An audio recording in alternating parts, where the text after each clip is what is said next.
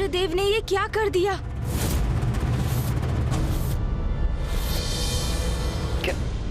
क्या हुआ गणेश? भैया, देवराज इंद्र से ऐसी मूर्खता की अपेक्षा नहीं की थी मैंने। शुंभ के महोत्सव का निमंत्रण स्वीकार किया है देवराज इंद्र ने भैया। निमंत्रण स्वीकार कर ली, वो भी असुरों का? क्यों और किसकी अनुमति से? बिना मुझसे विमर्श किए, बिना मेरी अनुमति के आपने ये निमंत्रण कैसे स्वीकार कर लिया देवराज इंद्र? देवगुरु, इसमें विचार विमर्श करने और अनुमति की क्या आवश्यकता है? जो मुझे उचित लगा वही मैंने किया। नवीन असुर महानायक शुंभ ने देवता और असुरों के मध्य शांति स्थापित करने के लिए अपने दूत भेजे, जो कि मेरे विचार से बहुत ही सकारात्मक और महान प्रयास है। इसलिए मैंने उनके दिए प्रस्ताव को स्वीकार कर लिया। कदाचित आप भूल रहे हैं देवराज, अभी कुछ ही क्षण पहले हम शुंभ निशुंभ और उनके सेनापति की शक्ति का सामना करने के उपाय ढूंढने हेतु विमर्श कर रहे थे। प्रथम पूज्य गणेश जी ने भी आपको स्वयं बुलाकर सचेत किया था कि आप असुरों के प्रति सतर्क रहें। देवराज इंद्र को इतना समझाने के पश्चात भी वो असुरों के छल में फंसते जा रहे हैं भैया। इंद्रदेव को परिस्थिति की गंभीरता को समझना चाहिए। आमंत्रण नहीं, अपितु शुंभ के दूतों द्वारा दी गई चेतावनी थी। हाँ देवराज, मिश्री के घोल में लिपटी चेतावनी दी आपके लिए। स्मरण कीजिए, क्या कहा था उस त्रिदूत ने? मित्रता या युद्ध, दोनों में से एक का चुनाव करो, ये संदेश दिया था असुरों ने। देवगुरु, मैं आपका बहुत सम्मान करता हूं और आपके विचारों और सुझावों का आदर भी करता हूं, किंतु इस समय मैं आपके क्रोध का कारण समझने में असमर्थ हूं। जो देवताओं के हित में मुझे उचित लगा वही मैंने किया, और देवराज होते हुए यही मेरा दायित्व भी है। युद्ध टालना तो बुद्धिमानी है देवगुरु, और जब उन्होंने स्वयं मित्रता का प्रस्ताव भेजा है तो हम युद्ध छेड़कर संघर्ष की स्थिति क्यों उत्पन्न करें? मित्रता, और वो भी असुरों से? क्या देवराज को ये भी ज्ञात नहीं कि असुर, जिनका स्वभाव ही छल और कपट है, वो कभी किसी के मित्र हो ही नहीं सकते? गणेश जी, कुमार कार्तिकेय जी, यदि इंद्रदेव इस उत्सव में गए तो इसका परिणाम अवश्य बुरा ही होगा। आप दोनों को जाकर देवराज इंद्र को समझाना चाहिए। ऋषिवर का सुझाव उचित है, किंतु कदाचित गणेश उसे स्वीकार नहीं करेगा। वो देवराज से अत्यंत निराश है। समझाने का ही प्रयास तो किया था मैंने। राजा को सुननी सभी की चाहिए, किंतु निर्णय वही लेना चाहिए जो उसे उचित लगे। नवीन असुर महानायक शुंभ के दूतों को दिए वचन को हम अवश्य निभाएंगे। इस महोत्सव में भाग लेने हम अवश्य जाएंगे।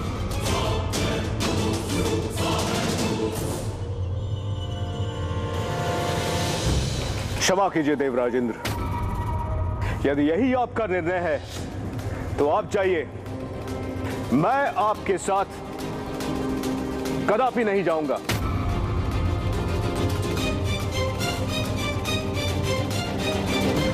ये बहुत बड़ा दुर्भाग्य है देवगुरु कि देवताओं और असुरों के मध्य प्रारंभ होने वाले इस मित्रता के नवीन अध्याय के पूर्व ही आप पीछे हट रहे हैं, किंतु मेरा निर्णय अटल है। अब हमें उत्सव में जाने की तैयारियां प्रारंभ करनी चाहिए, और मेरा विचार है कि हमें सभी के लिए भांति भांति के उत्तम उपहार ले जाने चाहिए। नहीं ऋषिवर, हम इंद्रदेव को रोकने कदापि नहीं जाएंगे, क्योंकि एक सीमा के बाद किसी को कुछ भी समझाना व्यर्थ है। यदि वो कोई नासमझी करने पर आतुर ही हो तो उसे अपने कर्मों का परिणाम भुगतने के लिए छोड़ देना चाहिए, क्योंकि किसी को कितना भी समझाओ कि मार्ग में आगे गड्ढा है, मत जाओ, फिर भी वो नहीं रुकते, और उन्हें समझ में तभी आता है जब वो गड्ढे में गिर जाते हैं, और उन्हें अपनी भूल का आभास तभी होता है जब वो उसके बाद उस भूल के परिणाम स्वरूप कष्ट उठाते हैं। इसीलिए देवराज इंद्र को अब समझाने की कोई आवश्यकता नहीं है। उन्होंने अपना चुनाव कर लिया तो उन्हें अपने कर्म का फल भोगने दीजिए।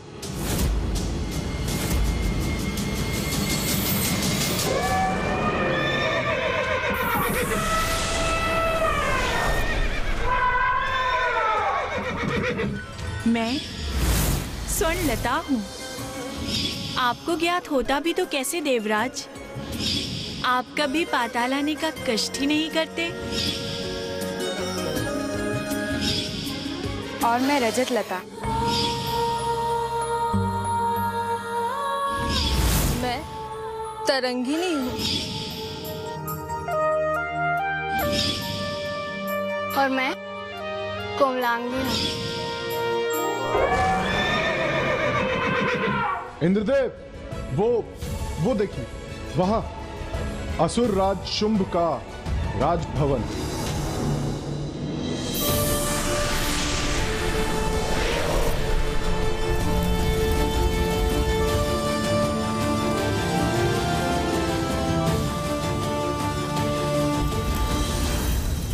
प्रतीत होता है असुर महानायक को हमारे आने की सूचना है, तभी उन्होंने हमारे लिए ये विशेष मार्ग सूचित किया है। हमें इसी पे आगे बढ़ना चाहिए।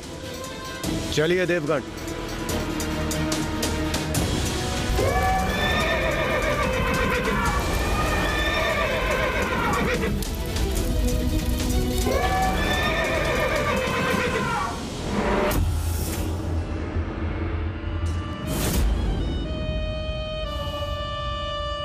रानी स्वर्णलता, देवताओं का आगमन शीघ्र ही होने वाला है। आप उनके स्वागत के लिए तैयार हो जाइए।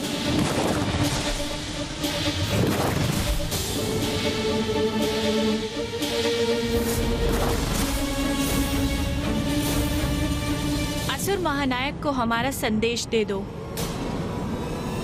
कि हम तैयार हैं। हम उन्हें कदापि निराश नहीं करेंगे। देवराज इंद्र, आ तो रहे हो यहाँ, किंतु यहाँ से लौटना कठिन होगा तुम्हारे लिए।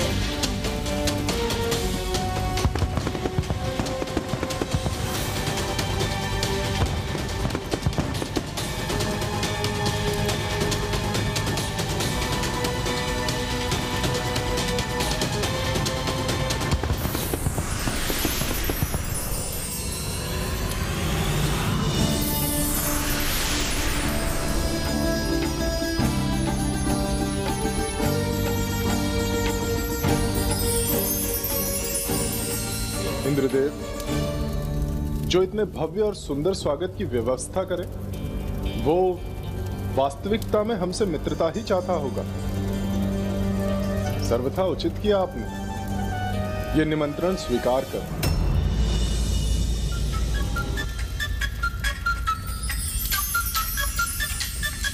देवराज इंद्र,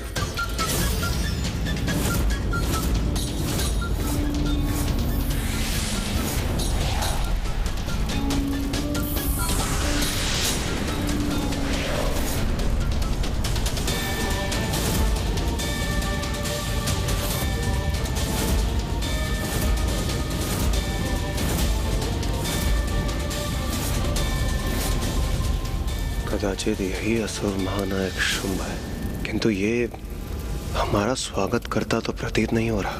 कहीं हमने यहाँ आकर कोई भूल तो नहीं करती?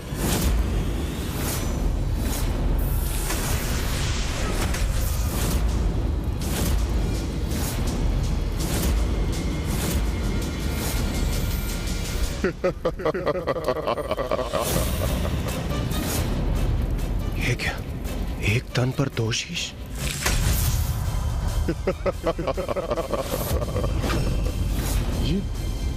ये कैसा विचित्र दृश्य?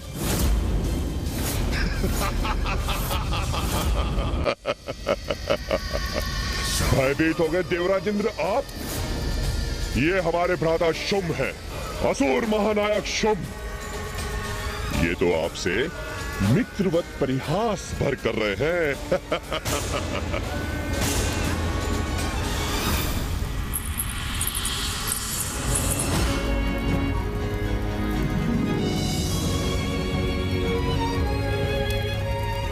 जिन्होंने हमारा मन मोह लिया वो भी यहाँ है।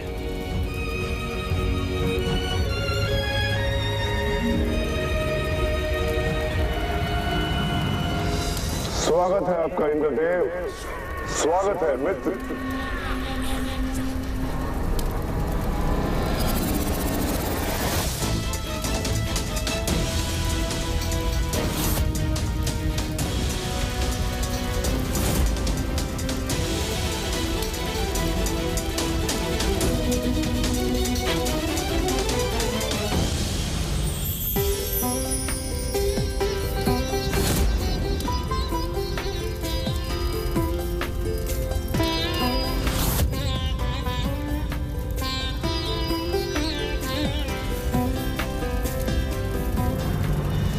देवराज, आपने हमारी मित्रता स्वीकार करने का और यहां आने का अत्यंत उत्तम निर्णय लिया है।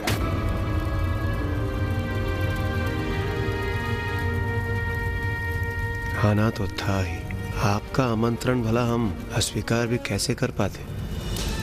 उत्तम निर्णय तो लिया, किंतु हमारे लिए देवराज, जिस सम्मोहन में हो तुम, जब तक उसका सत्य ज्ञात होगा तुम्हें बहुत विलंब हो चुका होगा देवराज इंद्र। हम देवता और असुर मिलकर एक नवीन अध्याय आरंभ करेंगे। बहुत हुई शत्रुता, अब हम मित्र बनेंगे। अवश्य असुर महानायक, अवश्य। और वैसे भी हम देवता और असुर एक ही पिता के संतान तो है। हम भ्राता है और भ्राता समान ही रहेंगे। आप उचित कह रहे हैं असुर महानायक, हम बिल्कुल भ्राताओं की तरह ही रहेंगे। आज से हमारा नारा होगा भ्राता भ्राता देवता और असुर, भ्राता भ्राता देवता और असुर, भ्राता भ्राता देवता और असुर।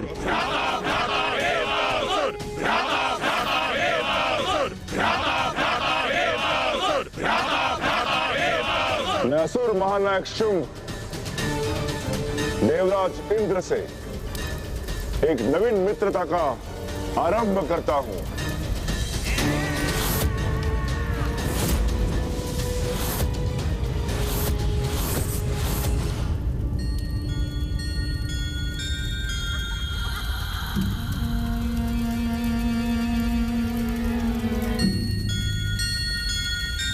देवराज इंद्र को आपकी मित्रता स्वीकार है।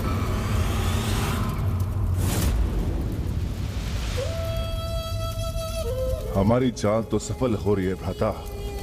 ये मूर्ख देवता तो बड़ी सरलता से हमारे जाल में फंसते जा रहे हैं। सत्य है, स्वर्ग लोक पर अधिकार के योग्य हम असुरी हैं।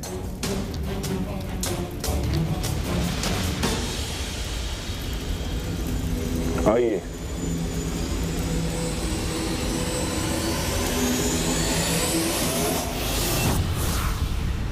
कहो गणेश, अब क्या देखा तुमने? भैया, इंद्रदेव अन्य सभी देवताओं के साथ शुंभ के महोत्सव में पहुंच चुके हैं।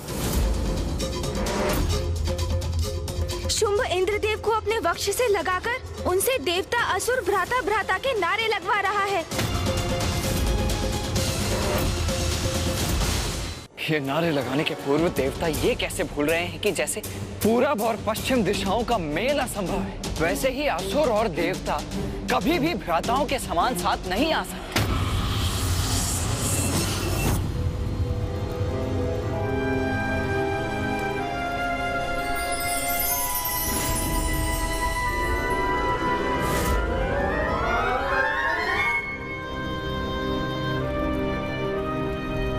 इंद्रदेव, क्या हुआ?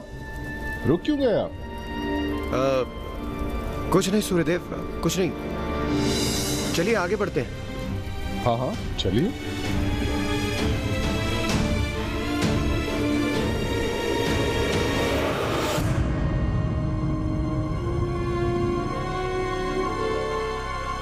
देवराज, मैं अपने सेनापतियों से आपका परिचय कराता हूं। ये है चंड, ये है मुंड, ये है रक्तबीज और ये धूम्रलोचन।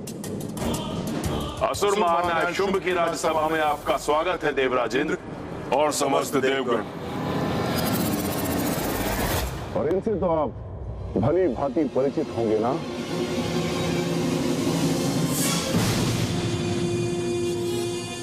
प्रणाम असुर गुरु शुक्राचार्य।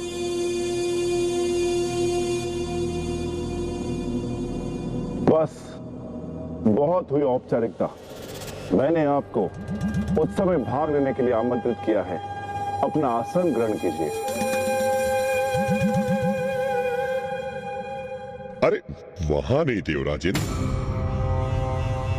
आप वहां नहीं। आप हमारे अति सम्माननीय, अति विशेष अतिथि हैं। उचित, मैं विशेष अतिथि हूं, इसलिए मुझे विशेष आसन ही ग्रहण करना चाहिए। आप वहां स्थान ग्रहण करें। आइए।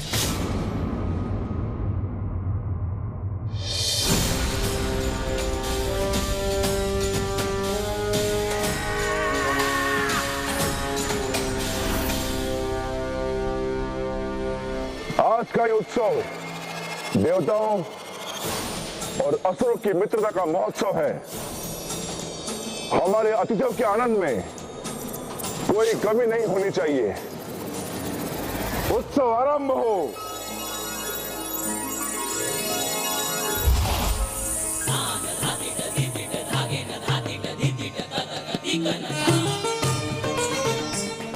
कदाचित अब वो सुंदरी भी यहाँ अवश्य प्रवेश करेगी।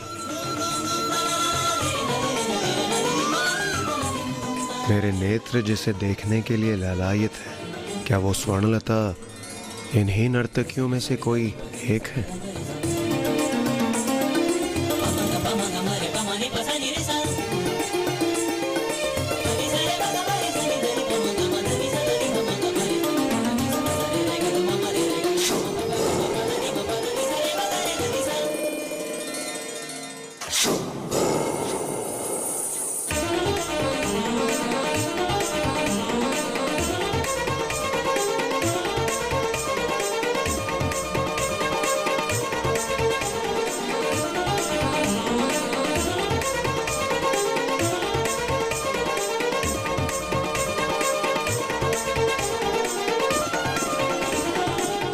स्वर्णता, तुम्हारी जितनी भी सराहना की जाए कम है। इस मूर्ख देवराज को तुमने ऐसा सम्मोहित किया है कि तुम्हारे संकेत भर पर जो तुम चाहोगी ये अवश्य करेगा। अंततः वो सौंदर्य जिसने मुझे अभिभूत किया है वो मेरे समक्ष आ ही गया। स्वर्णलता जो स्वयं सौंदर्य की देवी है। इस स्वांग में तो बड़ा ही आनंद आ रहा है भ्राता मुंड। देवताओं की मूर्खता पर तो मुझे अति आनंद आ रहा है भ्राता चंड।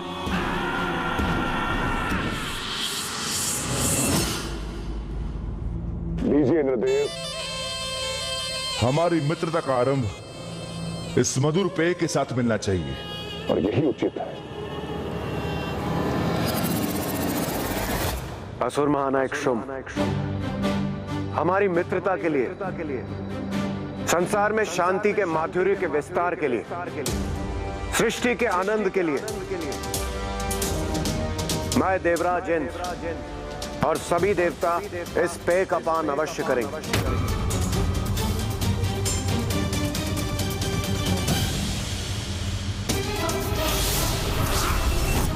ये क्या करने जा रहे हैं इंद्रदेव? उन्हें ऐसा कदाचित नहीं करना चाहिए।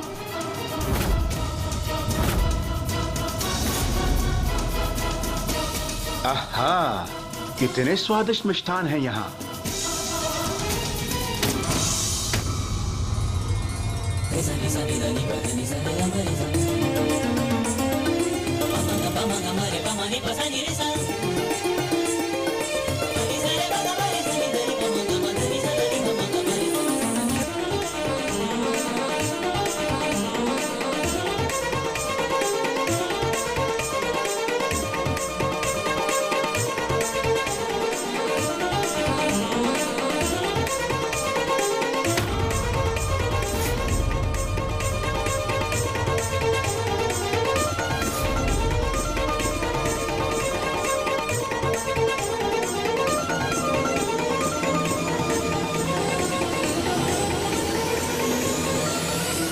मुझे तो लगा था हम असुरों में ही दोष होते हैं, किंतु ये मूर्ख देवता तो हमसे भी बढ़कर हमारे स्त्रियों को नृत्य करते हुए देख रहे हैं, हमारे पेय का पान कर रहे हैं। मात्र इतने भर से इन्हें हम पर विश्वास भी हो गया है।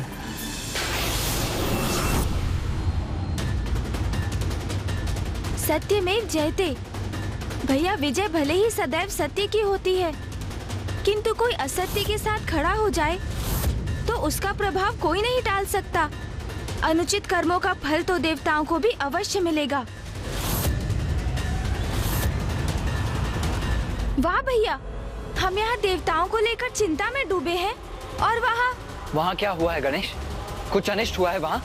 वहाँ हमारे देवगण इंद्रदेव, सूर्यदेव, वायुदेव, वरुण देव, अग्निदेव और कुबेर देव आसुरी स्त्रियों के नृत्य के सम्मोहन में लीन है।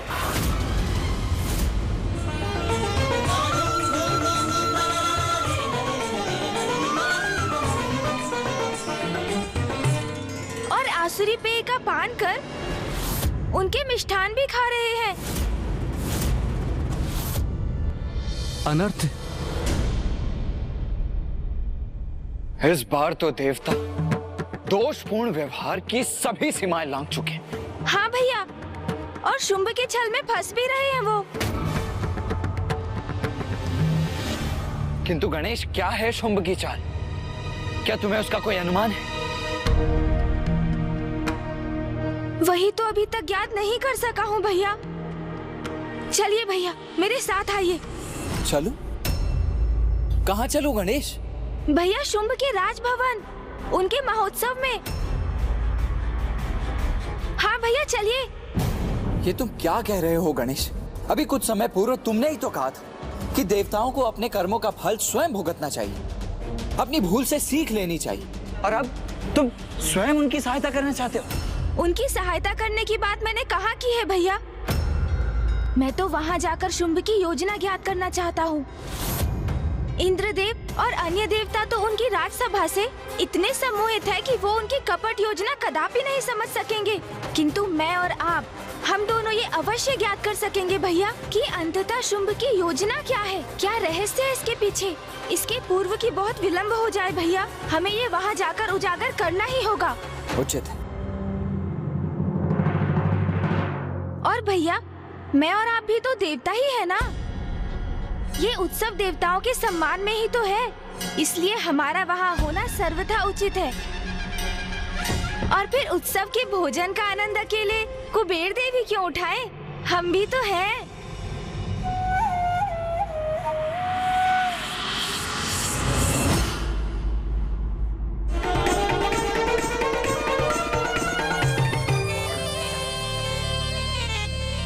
ज्ञात नहीं, हम असुर वर्ग स्वर्ग के लिए युद्ध क्यों करते थे, जबकि क्या नहीं है हमारे पास? अतः धन है, मणियां है, स्वर्ण है, बहुमूल्य रत्न है, हीरे हैं, रजत, लोह, ताम्र आदि सभी खनिज हैं। पाताल का सागर अनेक औषधों से परिपूर्ण है। संसार की सर्वाधिक सुंदर स्त्रियां यही हैं। फिर हम असुर वर्ग स्वर्ग के लिए संघर्ष क्यों करें? यही विचार कर मैंने मित्रता का मार्ग अपनाया। इंद्रदेव, और मैं अत्यंत प्रसन्न हूं कि आपने विवेकपूर्ण निर्णय लेकर मेरे मित्रता के प्रस्ताव को स्वीकार भी किया। मित्र शुंभ, मैं आपसे पूर्णतः सहमत हूं और इस बात से अत्यंत प्रसन्न भी हूं कि अंततः हमारी इस मित्रता के नवीन अध्याय के साथ हमारे मध्य के परस्पर विरोध से भी हमें हमेशा के लिए छुटकारा प्राप्त होगा और हम सभी हमें प्राप्त समस्त निधियां और सुख सुविधाओं का आनंद ले पाएंगे।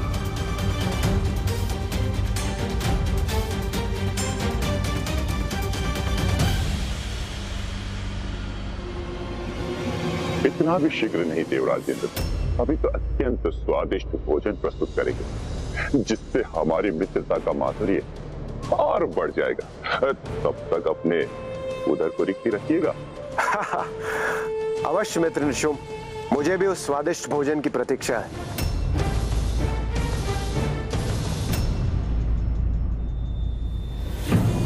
स्मरण है ना शुंभ? अब तुम्हें क्या और कैसे करना है? सर्वप्रथम मित्रता का ढोंग करके तुम्हें देवताओं को यहां आमंत्रित करना है और फिर किसी प्रकार उनके साथ चौसर की क्रीड़ा आरंभ करनी है और फिर धीरे धीरे द्रुत क्रीड़ा आरंभ करनी है। सर्वप्रथम इस क्रीड़ा में पराजित होकर तुम्हें अपनी वस्तुएं गंवानी होंगी। पराजित होना है हमें? वस्तुएं गंवानी है? पर हम उन देवताओं से पराजित क्यों होंगे गुरुदेव? पराजित होने से देवताओं का लोभ बढ़ेगा और वो क्रीड़ा के प्रति और उत्साहित होंगे। इसके बाद उनसे उनका सर्वस्व छीन लेना है।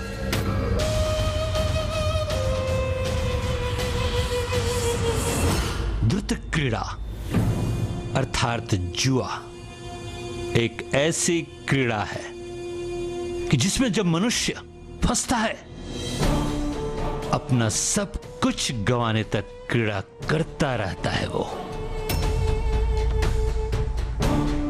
तुम्हें भी इंद्र को इसी क्रीड़ा में फंसाकर देवताओं का सब कुछ जीत लेना है तुम्हें। किंतु गुरुदेव, हम स्वयं कैसे पराजित होंगे?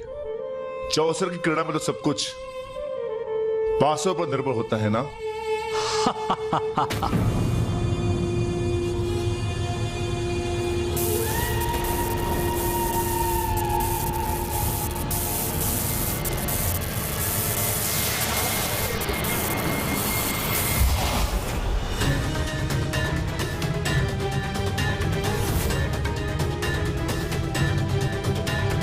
ये मायावी पासे हैं असुर महानायक शुंभ।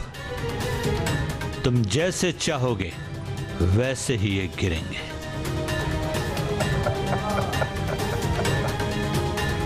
वो परिणाम देंगे जो तुम चाहोगे। मायावी पासे देखो तो।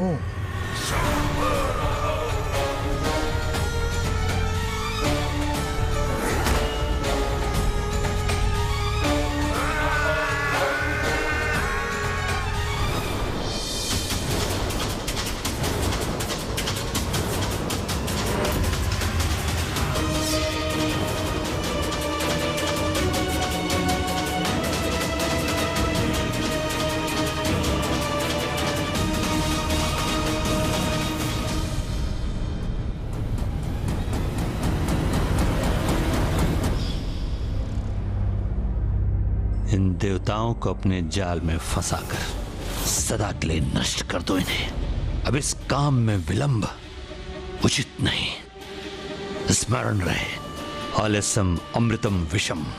विलंब करने से अमृत भी विष बन जाता है। इससे पहले कि कोई बाधा उत्पन्न हो, कर दो अपना छलयुक्त प्रहार।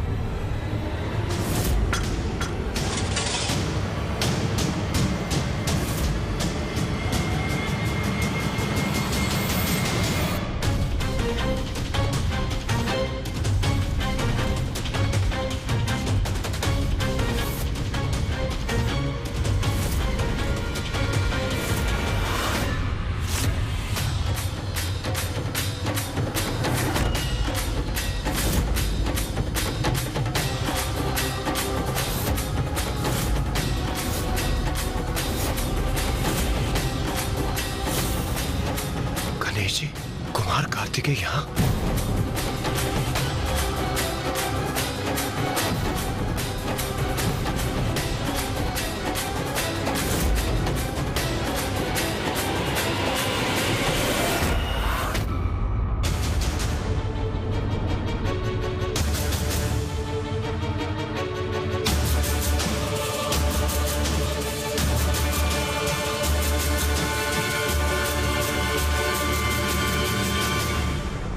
प्रथम पूज्य गणेश और देव सेनापति कार्तिकेय,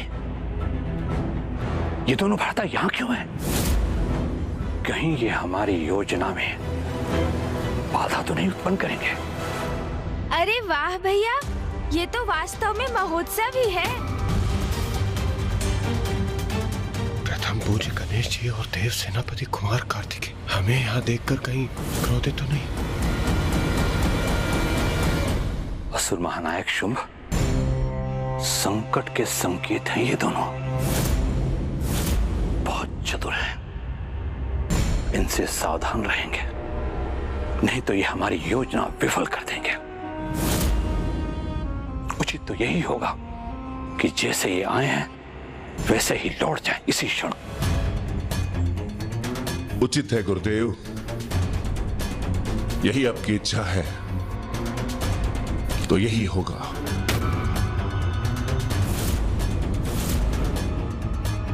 हमारे द्वारपाल सुप्तावस्था में है क्या? बिना हमारी अनुमति के ये दोनों भीतर कैसे आ गए?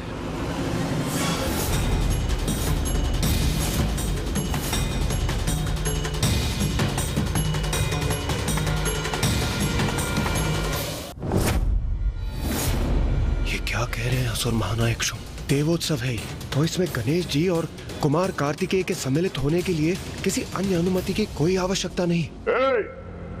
तुम जो कोई भी हो, ये तुम्हारे जैसे भूले भटकों का विश्राम स्थान नहीं कि मुंह उठाए और चले आए। ये महाराज शुंभ का राजमहल है और ये उनकी राज्यसभा। बिना उनकी अनुमति के तुम्हारी उपस्थिति का कोई औचित्य नहीं है। अच्छा, सूर्यदेव, वायुदेव, वरुण देव, अग्निदेव और कुबेर देव के इस असुर राजसभा में होने का क्या औचित्य है? एक नष्ट विचित्र गजमुख बालक दिखाई नहीं देता तुम्हें? ये सब देवता हैं और महाराज शुंभ ने इनके सम्मान में भव्य उत्सव का आयोजन किया है और ये सब हमारे अतिथि हैं। ओ, तो देवताओं के सम्मान में है ये उत्सव। तो मैं अपने अनुज का परिचय भी दे देता हूं। ये है प्रथम पूज्य गणेश।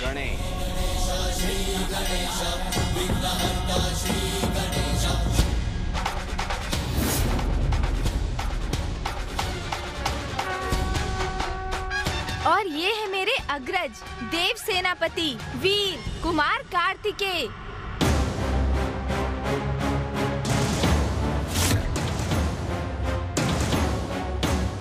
प्रतीत होता है ये दोनों किसी भी अवस्था में यहाँ से प्रस्थान नहीं करेंगे। ये देवताओं भी विचित्र हैं। एक विचित्र सा गजमुख उनका प्रथम पूज्य है। कैसा है ये देव सेनापति? इसे तो मैं पल भर में कुचल कर रख दूंगा। मुझे तनिक भी नहीं भा रहे हैं ये दोनों। असुर महानायक, अनुमति दें। तो इन दोनों को यहीं भस्म कर दे हम। इंद्रदेव, आपने नवीन असुर महानायक शुंभ को इस बात से अवगत नहीं करवाया कि प्रथम पूज्य गणेश के बिना तो कोई भी उत्सव, कोई भी समारोह अधूरा है। भूल तो हुई, किंतु आपसे नहीं विश्वकर्मा जी, स्वयं महादेव से हुई है ये भूल। मुझसे भूल हुई है देवी? कैसी भूल? जिसे प्रथम पूज्य के स्थान पर स्वयं आपने और समस्त देवताओं ने स्थापित किया था, उसी परम पूज्य गणेश की पूजा करना भूल गए आप। जो कार्य प्रथम पूज्य गणेश की अर्चना से प्रारंभ होगा वो अवश्य पूर्ण होगा। कुमार कार्तिकेय उचित कह रहे हैं। उत्सव का शुभारंभ तो प्रथम पूज्य गणेश जी से ही होना चाहिए। असुर गुरु शुक्राचार्य शुंभ तो अभी अभी अपने पद पर आसीन हुए, नवीन असुर महानायक है, तो मैं मानता हूं कि अधिक ज्ञात नहीं है इन्हें। किंतु आपको तो भली भांति ज्ञात है कि देवताओं के किसी भी उत्सव सर्वप्रथम प्रथम पूज्य गणेश को ही निमंत्रण भेजा जाना चाहिए। इतनी बड़ी भूल, वो भी आपसे हुई? विश्वास नहीं होता।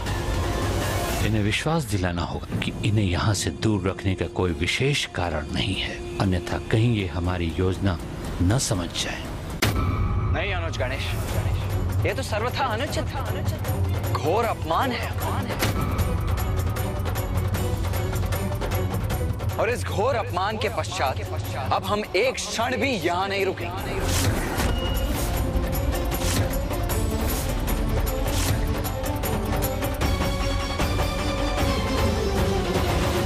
वाह, जो हम चाहते थे वो स्वतः ही हो गया। ये दोनों तो स्वयं ही यहाँ से जाने के लिए तैयार है। अब हम निर्बाध अपनी योजना पूर्ण कर सकते हैं। तब तो अनर्थ हो जाएगा। अपने अपमान के कारण यहाँ नहीं रुकेंगे तो देव समूह भी यहाँ नहीं रह सकता। इंद्रदेव, सूर्यदेव, वायुदेव, वरुण देव, अग्निदेव और कुबेर देव, इन नवीन असुर महानायक ने आपके प्रथम पूज्य गणेश जी का अपमान किया है। आपके प्रथम पूज्य का अपमान आप सभी का भी अपमान है। तो आप सभी अभी तक यहाँ क्यों खड़े हुए हैं? चलिए।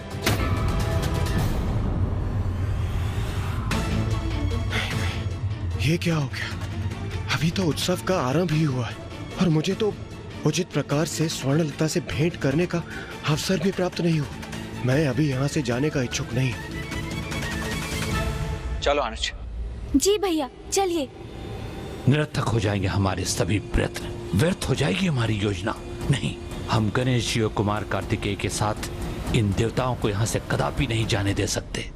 मित्र शुंभ, सम्मान सहित अनुरोध कर कुमार कार्तिकेय और गणेश जी को रोक लीजिए। जाने मत दीजिए उन्हें। देवराज इंद्र, इनको जाना है तो जाने दीजिए। मैंने तो इन्हें निमंत्रण भी नहीं भेजा था, तो क्यों चले आए? देवोत्सव में प्रथम पूज्य गणेश जी को ही निमंत्रण न चाहिए। ये तो वास्तव में उनका ही नहीं, हम सभी देवताओं का अपमान है, जिसे हम अनदेखा कदापि नहीं कर सकते। इसका तो एक ही उपाय है, मित्र शुंभ अपने इस दोष के लिए क्षमा मांग ले। आप सभी देवता अभी भी यहीं खड़े? अर्थ क्या है इसका?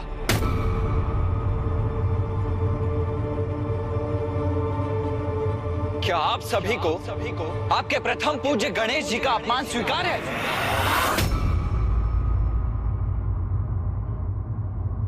आप सभी अभी भी निरुत्तर हैं।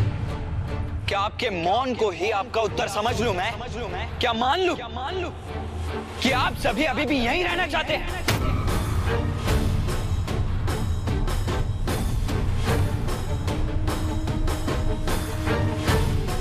उचित है फिर।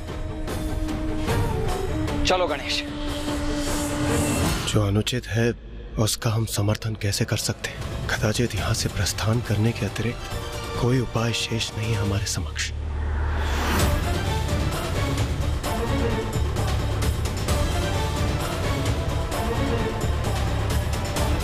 अरे, ये तो सभी देवता प्रस्थान करे यहाँ से। ये क्या कर रहे हो शुंभ? अगर ये लौट गए वापस तो इनके साथ सभी देवताओं को भी लौटना पड़ेगा। रोको उन्हें। देवताओं के साथ हमारी योजना को सफल करने के लिए इन्हें रोकना अत्यंत आवश्यक है। शीघ्र कुछ करो। रुकिए।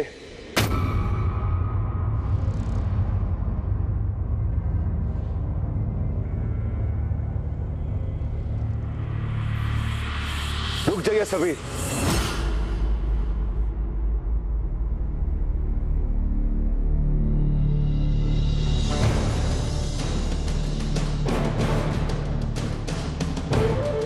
मुझे क्षमा कर दीजिए गणेश जी, मुझसे बहुत बड़ी भूल हो गई। मेरे मंत्रियों ने आप दोनों के विषय में मुझे अवगत नहीं कराया था।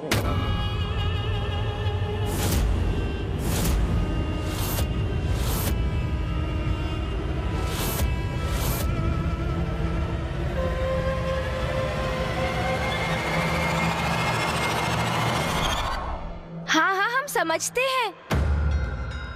आप तो अभी असुर महानायक बने हैं ना? अभी तो आपको बहुत कुछ जानना सीखना शेष है। किंतु चिंता मत कीजिए, धीरे धीरे सब समझ जाएंगे आप। और फिर ऐसी भूल कदापि नहीं करेंगे। हाँ हाँ, उचित है। हमें अपनी भूल सुधार करने की अनुमति दीजिए। आप यहाँ आए, हमारा आतिथ्य स्वीकार किए बिना यहाँ से चले जाएं, ये कैसे संभव है? इस उत्सव का आनंद लिए बिना हम जाने नहीं देंगे। विनम्र विनती को स्वीकार करें और अपने साथ का सौभाग्य प्रदान करके हमें कृतार्थ करें।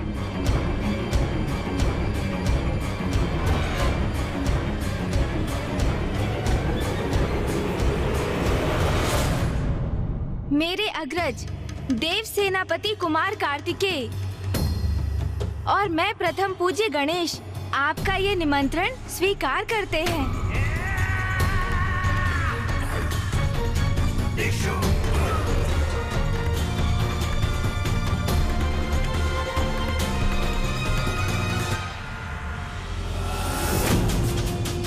गणेश और कार्तिकेय की आगमन योजना धरी की धरी रह गई, किंतु यहां तक पहुंचाकर इस मौके को भी नहीं गंवाया जा सकता। प्रथम न सही, किंतु दूसरी योजना को आगे बढ़ाया ही जा सकता है, जिसे ये गणेश भी नहीं समझ पाएंगे।